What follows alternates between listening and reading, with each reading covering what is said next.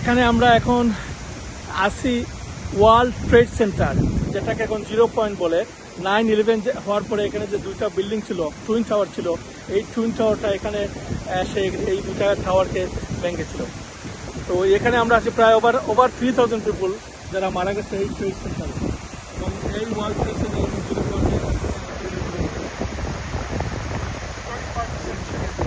এখানে নিউ ইয়র্কে আছি। আর আমরা এখানে সকালে 8টাতে খুলে বিকালে আবার 8টাতে ক্লোজ করে ফেলে।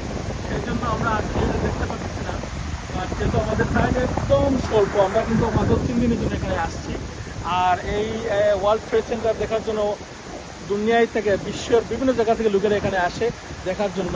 আজকে আমারও সৌভাগ্য হয়েছে এই ওয়ার্ল্ড ট্রেড সেন্টার এখানে দেখতে আসতে পারে।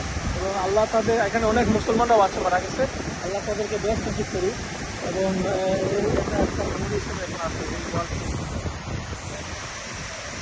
এখানে আমরা ওয়ার্ল্ড ট্রেড সেন্টারে যে আসছি, 9/11 যেখানে ঘটেছিল। তো আমরা যারা আসবেন, আপনারা আসবেন, এখানে এসে দেখবেন যে ওয়ার্ল্ড ট্রেড সেন্টার এখানে এখন 0 পয়েন্টে পরিণত হয়েছে।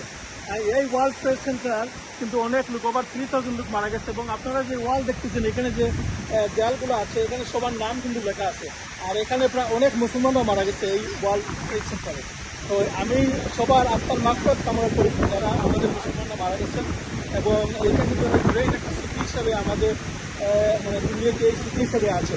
এবং আপনারা সবাই জানেন যে আমরা আগে যখন টিকিট কাটতাম, টিকিটের মধ্যে একটা লেখা থাকতো যে ওয়ার্ল্ড ট্রেড সেন্টার লেভি, যে চার্জটা করা হতো এখানে এই বিল্ডিংটা আবার একটা বিল্ডিং বানানোর জন্য। এবং এটা পরিবর্তে আরও দুটো বিল্ডিং এখানে বানানো হচ্ছে।